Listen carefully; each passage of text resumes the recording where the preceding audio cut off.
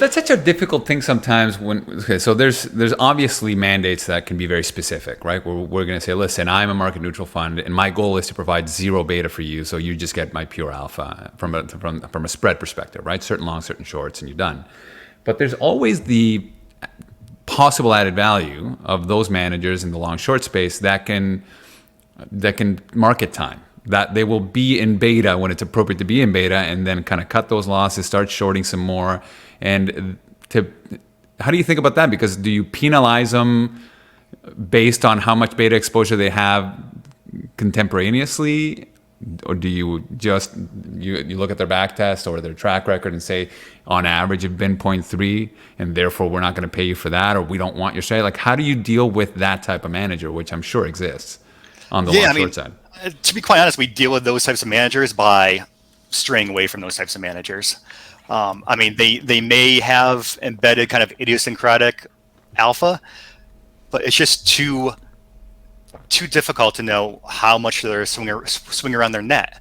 And if we want to have a strategy that's going to capitalize on where betas are going, we much rather do that in the global macro space, where that's what they live and breathe, as opposed to the long short equity space. And they're focused on individual companies.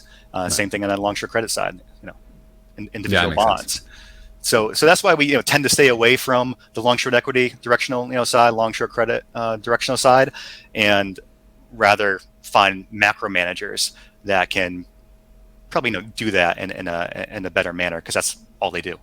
It's just funny because my experience, at least with advisors and smaller institutions, is that long short equity is actually by far the most preferred alt vehicle, right? And I think it's just because they're able to tell the stories. They're in an asset class that everybody feels comfortable with.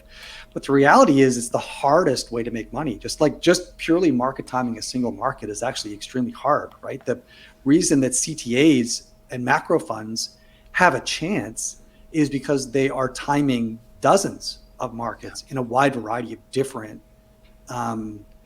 areas, right? In commodities and currencies and equities and rates and bonds and credit, et cetera, right? And the hit rate's really small, but because you're so diversified and you're taking bets so frequently, at least you've got a shot, right? But trying to time a single equity index based on fundamental exposures or some other is just a really hard problem. I also think that it's not that you can't kind of disaggregate. You can quantitatively or qualitatively disaggregate market beta from stock picking ability, right? You can do it using simple regressions by progressing on squared returns and residuals, et cetera. There's things to do to disaggregate them. It's just that people don't do them. They're hard. What is the frequency at which you run the regressions? If they're trading daily versus rebalancing weekly or monthly or whatever, or idiosyncratically, it just gets complicated, right? So I like that you, as a general rule, as a firm, kind of de-emphasize the long shorts and sort of prioritize. The market neutral at least adheres to that alpha beta separation framework that I think we're all trying to get closer to, right? So and even market neutral, it's tough because if you're like emerging markets, market neutral, right? There's some countries where you can't short, so you need to take on some sort of basis risk there on the short side. Or you may find yourself saying, hey, there's this massive valuation spread between S&P and EM. I'd rather just use kind of like a dirty hedge on being short S&P.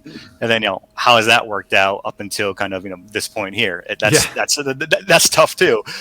So to do market neutral really well and to reduce that basis risk, you need to have a deep and liquid market across the long side and the short side, so you can match up all those different factor risks. Because otherwise, you're taking on basis, and sometimes it works in your favor, sometimes not. When it doesn't, investors have a tough time sticking around. You mean it's not simple and commoditizable? Wow, that's inconvenient.